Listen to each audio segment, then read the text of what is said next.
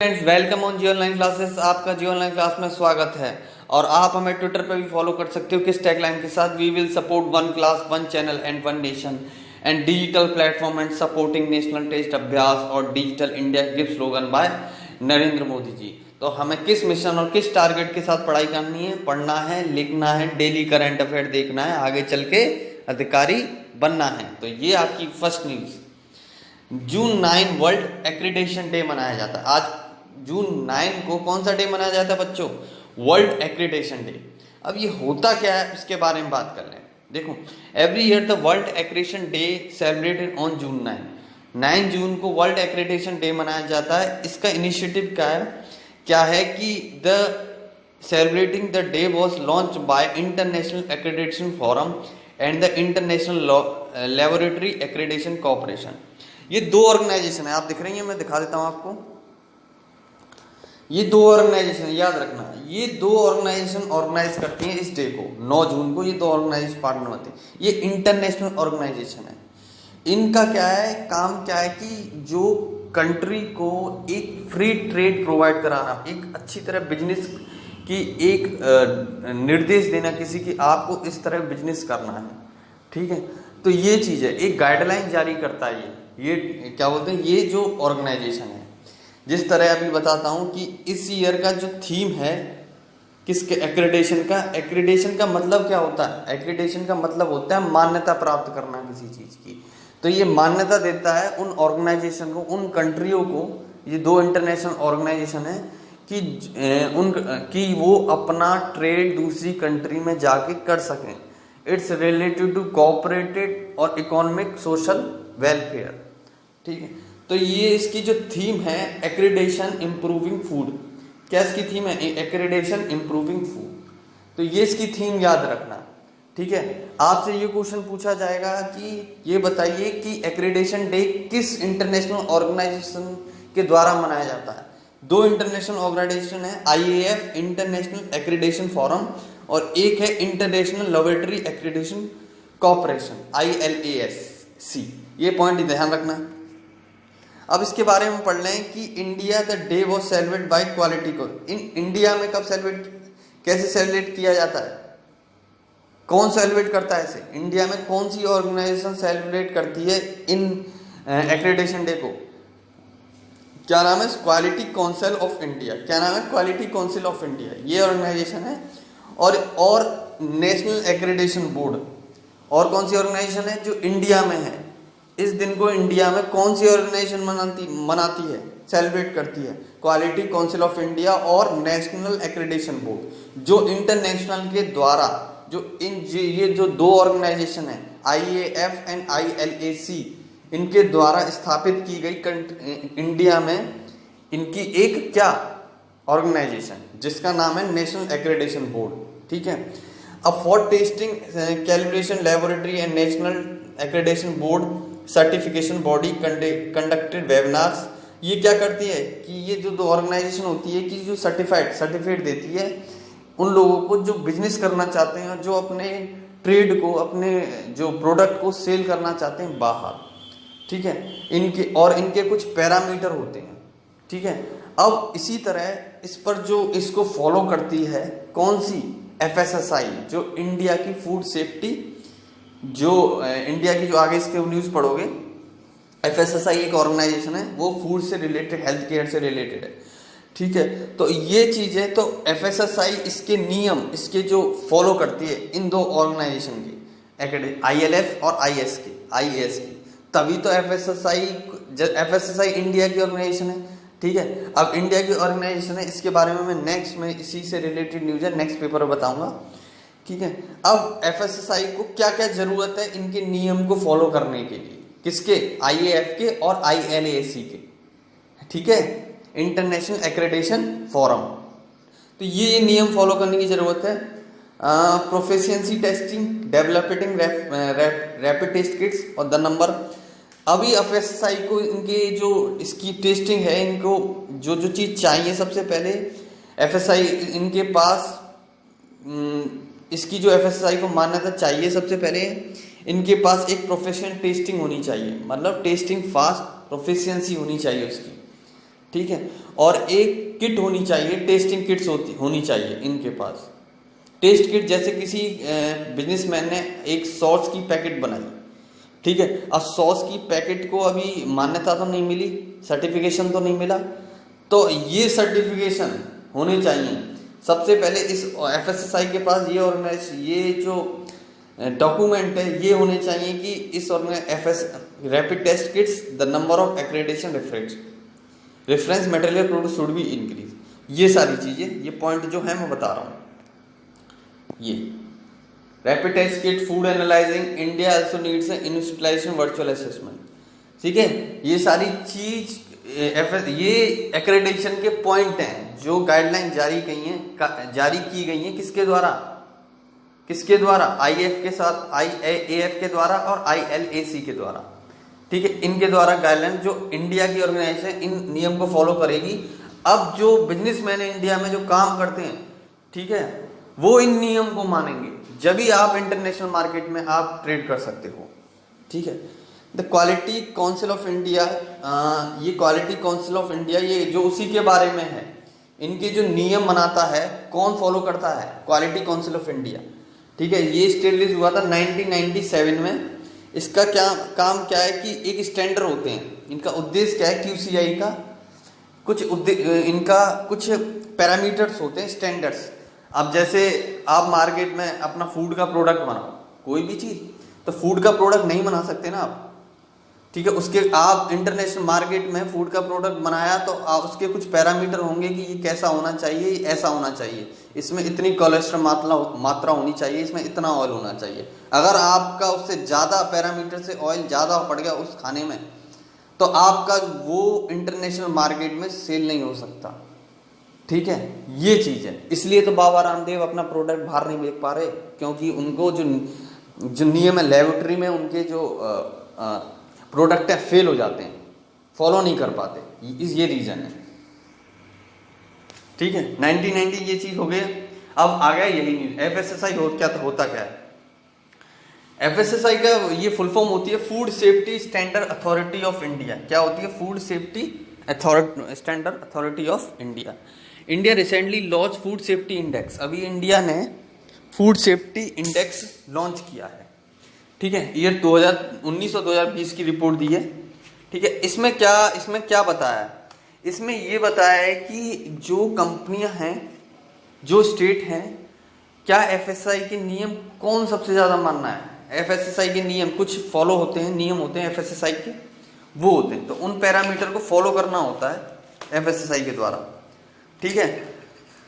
अब जैसे एफएसएसआई का जो जैसे आप बता देता हूं मैं इसको, ये है, अगर food testing facility, human resource institution, data training, compliances, capacity building beside consumer empowerment, ये पैरामीटर है। इंस्टीट्यूट जो ये स्टेट में है, जो इंडेक्स रेडी करिए, रैंक रेडी करिए, किसने, एफएसएसआई ने, स्टेटों की, किन के आधार पर, इन पॉइंटों के आधार पर, ठीक है। सबसे पहले उनके पास टेस्टिंग फैसिलिटी होनी चाहिए। अगर कोई बिजनेसमैन कोई प्रोडक्ट बना रहा है खाने का, ठीक है, तो उसमें उनके पास टेस्टिंग फैसिलिटी, मतलब अब वो कहाँ जाएगा वो बिजनेसमैन अपने फूड को चेक कराने के लिए कि क्या मैं इसे सेल कर सकता हूँ इंडिया में, तो एफएसएसआई के पास जाएगा ना।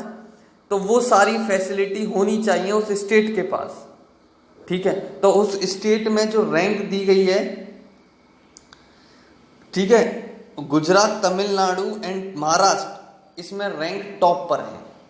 ये नियम फॉलो करती है एफएसएसआई के, और इस पर सारे फैसिलिटी हैं जो एफएसएसआई ने गाइडलाइन जारी की हैं इन स्टेटों के पास, ठीक है। आपसे ये इंडेक्स पूछूंगा, एफएसएसआई क्या है। एफएसएसआई एक ऑर्गेनाइजेशन है जो जिस तरह हम अपने मार्केट में जो फूड होता है, पैकेजिंग फूड सेल कर सकते हैं, और ये सर्टिफिकेशन देती है किसी बिजनेसमैन को या ट्रेड को कि आप मार्केट में अपना जो फूड प्रोडक्ट है वो सेल्स कर सकते हो, ये स्टैंडर्ड होता है। तो इस तरह का एक ऑर्गेनाइजेशन सर्टिफिकेशन देती है उस बिजनेसमैन को जो अपना बिजनेस खोलना चाह रहा है, ठीक है। और इसके कुछ पैरामीटर होते हैं, जब भी जो बिजनेसमैन इसके पैरामीटर को फॉलो करता है तभी वो जाके सेल कर सकता है, किसमें, इंडिया में। और ये चीज़ है। अब एक बुक लॉन्च की है FSSAI also ebook right during कोविड-19। अभी एक बुक लॉन्च करी है FSSAI ने ई बुक नाम की, ई राइट। क्या नाम है? ई राइट। ठीक है, इसमें बताया गया है FSSAI ने अपने बारे में कि क्या क्या गाइडलाइंस आपको फॉलो करनी है, क्या क्या खाना चाहिए, ये चीज़ें। आपको पता है ये गाइडलाइंस जब जारी की थी वर्ल्ड एनवायरनमेंट उसके दिन, वर्ल्ड फूड सेफ्टी डे के दिन। कब मनाया जाता है? 7 जून को मनाया जाता है। और इस बार का थीम क्या था? World food safety is everyone business. Food safety is everyone business. ठीक है, ये चीज है।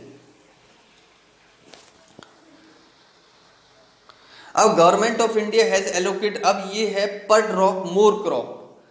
ये एक इस तरह का अभी भारत सरकार के द्वारा, गवर्नमेंट ऑफ इंडिया के द्वारा 4000 करोड़ का क्या बजट, जो बजट है, योजना है, उसको स्टेट्स को दिए गए हैं 4000 करोड़ के लिए।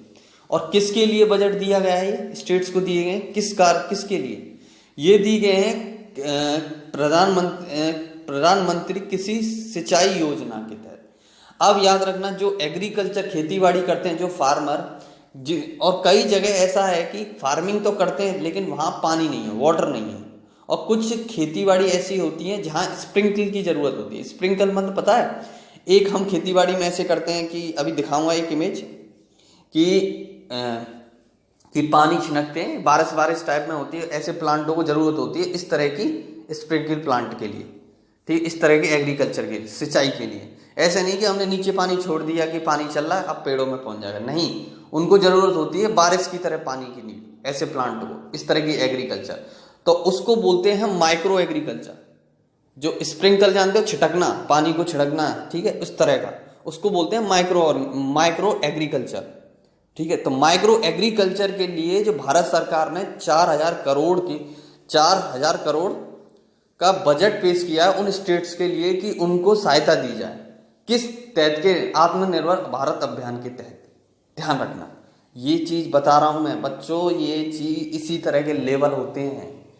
यही चीज है पढ़ने का, यही मौका है आपके पास, अभी से सीखो इन चीजों को। ठीक है, ओके। और ये सिंचाई योजना कितने साल के? 2020 से 21 के लिए, 2020 से 21 के लिए। अब highlight, government of India has allocated fund implement पर ड्रॉप मोर क्रॉप। मतलब अब ये कौन सी योजना है? पर ड्रॉप मतलब एक बूंद सी, बारिश ड्रॉप ही तो करती है, जब बारिश पड़ती है तो एक ड्रॉप सी ऊपर से ड्रॉप तो आती है, बहुत सारी बारिश की बूंदें। और मोर क्रॉप, जितनी ड्रॉप आएंगी और उतना ही फसल होगी, इसकी हिंदी यही है, पर ड्रॉप मोर क्रॉप। आपसे पूछूंगा पर ड्रॉप मोर क्रॉप किस फार्मिंग के लिए 4000 करोड़ रुपए दिए गए हैं भारत सरकार द्वारा? माइक्रो एग्रीकल्चर क्या पता ही होगा, अभी मैंने तुम्हें बता दिया। ठीक है, ये चीज ध्यान रखना। देख लो, ये रहा स्प्रिंकल देख रहा कि द पर ड्रॉप मोर क्रॉप प्रधानमंत्री कृषि सिंचाई योजना focus on water through sprinkle and drip irrigation. किसके लिए दिए गए हैं? इरिगेशन, पानी, जो खेतीबाड़ी में हम वाटर लगा सकें, पानी दे सकें, उसके लिए दिए गए हैं 4000 करोड़। अब है आयुष्मान भारत से। आयुष्मान भारत से के बारे में तो आप कई बार पढ़ चुके हो। The government of India has flag program Pradhan Mantri Jan Arogya Yojana Ayushman Bharat to the migrant worker and goal had announce that Ayushman Bharat beneficial will receive free कोविड-19 टेस्टिंग। अब क्या बोलते हैं, आयुष्मान के भारत के तहत, आयुष्मान भारत क्या है? एक हेल्थ रिलेटेड योजना है। ठीक है, इसके तहत क्या करते हैं कि मैंने बता चुका है कि जो माइग्रेंट गरीब लोग होते हैं, अपना उनके पास पैसे नहीं होते, तो उनको इलाज के लिए पैसे चाहिए होते हैं, तो कहाँ से लाएंगे? तो उनको एक गवर्नमेंट द्वारा एक कार्ड बनाया गया है, आयुष्मान कार्ड। ठीक है, वो उनके लिए गवर्नमेंट प्रोवाइड कराएगी पैसा, आप इलाज कराओ। ठीक है, आपको लोन दिया जाएगा। आयुष्मान के तहत 5 लाख पर लोन दिया गया है, 1% को इंश्योरेंस दिया गया है। ठीक है, तो आप इलाज करा सकते हो किसी भी हॉस्पिटल में जाके आयुष्मान कार्ड को लेके। तो अब ये हेडलाइन देख रहे हो, Ayushman Bharat migrant worker to get insurance. अब माइग्रेंट वर्कर कौन होते हैं? माइग्रेंट वर्कर वो होते हैं, मैंने उस दिन बताया था कि जो अभी पर्सन दिल्ली में काम कर रहा है, ठीक है, और वो उत्तराखंड का रहने वाला है, ठीक है, अब वो उसकी नौकरी तो छूट गई कोरोना वायरस की वजह से, अब वो अपने उत्तराखंड में जा रहा है। तो एक जगह से दूसरी स्टेट में जाने वाले व्यक्ति के वो होते हैं माइग्रेंट वर्कर। क्यों होते हैं? Migrant worker. तो ये चीज है। तो प्रधानमंत्री उनको ये इंश्योरेंस दिया जा रहा है, उन्हीं लोगों को, उनके लिए, ठीक है, आयुष्मान भारत के द्वारा उनको फैसिलिटी दी जा रही है कि जो माइग्रेंट वर्कर हैं, जो क्या बोलते हैं अभी सफरिंग कर रहे हैं किसी बीमारी से, हेल्थ केयर से, हेल्थ रिलेटेड से, खाना नहीं है, तो उनके लिए हेल्प करी जा रही है सरकार द्वारा। ठीक है। उत्तराखंड ओपन बायोडाइवर्सिटी पार्क, अभी उत्तराखंड ने बायोडाइवर्सिटी पार्क ओपन किया है। ठीक है, तो उत्तराखंड रिसेंटली तो कहां पर किया है आप देख सकते हो। उत्तराखंड की कैपिटल मैंने बताई थी देहरादून, ठीक है, और उसकी समर कैपिटल भैरसन, गेरसन, और उसकी उससे बैरसन भी बोल सकते हैं। ठीक है, बेबी रानी रॉय, ठीक है, सीएम रावत जी हैं, ये बताए थे सारे, ये पूछूंगा। उत्तराखंड फिर से आ गया, लोकेशन आपको पता ही है उत्तराखंड की, और कितनी लोकसभा सीट है? 5, और राज्यसभा सीट 3। ये सारी चीज याद रखना। कब स्टेट्यूट बना था? स्टेट्यूट कब बना था आप देखना, मैं पूछूंगा। अभी एक पार्क लॉन्च किया है ये उत्तराखंड ने, ठीक है, ओपन किया है बायोडाइवर्सिटी पार्क हल्द्वानी में रिच बॉटनिकल हेरिटेज। इसमें क्या था, ये पहले बंद था, ठीक है, अब ओपन खोल दिया गया है। ठीक है, अब इसके कारण क्या था, देखो, ये जो पार्क है, ये the park was establish on world environment day. ये पार्क स्टेब्लिश किया था किस दिन? वर्ल्ड एनवायरमेंट डे के दिन। ठीक है, मैंने बताया था 5 जून को। अब ये उत्तराखंड, इसका नाम क्या है बताओ? हल्द्वानी में है ये, रिच बॉटनिकल हेरिटेज। ठीक है, ये नाम याद रख लेना। और इस पार्क को the hill state in rich biodiversity has been losing flora and fauna due to following reason. अब कुछ समय पहले ये क्या बोलते हैं, हिली स्टेट, हिली एरिया में आता है उत्तराखंड, पता है आपको, स्टेट ऊपर हिली एरिया में आता है। तो कुछ कारण बायोडाइवर्सिटी की वजह से क्या बोलते हैं, इसका जो पार्क था इसमें क्लाइमेट क्या बोलते हैं, डिग्रेडेशन हो गया था। डिग्रेडेशन मीन प्लांट थे ही नहीं, खत्म होते जा रहे थे, एनिमल्स भी खत्म होते जा रहे थे, प्लांट्स भी खत्म होते जा रहे थे। किस वजह से? क्लाइमेट चेंज की वजह से, मौसम में चेंज आने की वजह से। कभी बारिश नहीं हो रही, कभी इतनी बारिश हो रही है, तो पूरे प्लांट खराब होते जाए, तो पार्क भी पूरा खराब बर्बाद हो गया। और क्या, और पेड़ सड़ने लग गए, ठीक है, ये कारण था। और क्या, मिट्टी खिसकने लग गई, लैंडस्केप, ये सब पॉइंट बता रहा हूं मैं, ठीक है, मिट्टी खिसकने लग गई, ये चीज है। ठीक है, यही रीजन था कि ये पहले क्या था, बंद था, ओपन किया गया है उत्तराखंड में। अब इसमें जो इसका रीजन है, ठीक है, ये इसमें इंपॉर्टेंट प्लांट्स हैं, कौन कौन से हैं? काफाल, गंगारू, हिसालू एंड किलोमोरा, ये एक इंपॉर्टेंट प्लांट्स हैं इसमें। और 40 पार्क, इसमें इंपॉर्टेंट फ्रूट्स भी उगाए जाते हैं, प्लांट एडिबल स्पीसीज भी हैं इसमें, मेडिकल जो मेडिसिन बनती है वो प्लांट भी हैं इसमें। तो बहुत अच्छा पार्क है, ठीक है। एनुअल रिपोर्ट एनवायरमेंट डे, ये एनुअल रिपोर्ट से एनवायरमेंट से है कि एक रिपोर्ट दी गई है मिनिस्ट्री ऑफ फॉरेस्ट ने, ठीक है, किसके रिलेटेड? इसमें आपको विलेज से रिलेटेड की है। एक क्या बोलते हैं, आपके लिए इंपॉर्टेंट नहीं है, बस बता दो जो बच्चे यूपीएससी की तैयारी करें। ये डेटा इनपुट सर्वे दिया गया है कि report says that around 1146 Hector, इस तरह का डेटा दिया गया, आप पढ़ सकते हो, ठीक है, वीडियो पॉज करके। ठीक है, अब ये एक न्यूज और है, सैफ्रॉन, हींग की वेरी इंपॉर्टेंट है इंडिया से। एक सैफ्रॉन मतलब क्या होता है, इंग्लिश में बोलते हैं सैफ्रॉन, और हिंदी में बोलते हैं हींग। सैफ्रॉन को हिंदी में क्या बोलते हैं? हींग। अब इसको वेरी इंपॉर्टेंट न्यूज है ये, saffron and hing are the most precious and valuable species world. The institute Himalaya biosphere technology partner with department agriculture Himachal Pradesh will join hand to boost production of hing and saffron. अब जो हिमाचल प्रदेश है वो क्या बोलते हैं कि ये जो हींग उगाई जाती है हिमाचल प्रदेश में उगाई जाती है मेनली, ठीक है। अब क्या है कि अब जिसका प्रोडक्शन बढ़ाया जा रहा है कि इस समय कमी आ रही है क्योंकि हम इंपोर्ट कर रहे हैं दूसरे देशों से। अब जम्मू कश्मीर में भी ये हींग उगाई जाएगी, ठीक है। अभी जो हम इंपोर्ट करते हैं कहाँ किस किस कंट्री से करते हैं हींग? ईरान, अफगानिस्तान, उज्बेकिस्तान, ये इन कंट्री हैं जो पाकिस्तान की साइड है, इन कंट्री से हम हींग लेते हैं। और कितने टन? 1200 टन हींग लेते हैं। और उगाते कितना है हम? 100 टन उगाते हैं पूरे अपने उसमें, 100 टन। और एक टन में कितने केजी होते हैं? 1000 केजी होते हैं। ठीक है, ये चीज ध्यान रखना। ठीक है, ये न्यूज अब देखो, ये था, ये एक क्या था, ये है वो खेतीबाड़ी, माइक्रो एग्रीकल्चर। देखो ये पाइप लगे हुए हैं, अब इसमें से क्या है, बारिश होगी इन पेड़ों के लिए, तो इसी के लिए 4000 करोड़ रुपए दिए गए हैं। ठीक है, धन्यवाद। आज का करंट अफेयर समाप्त होता है।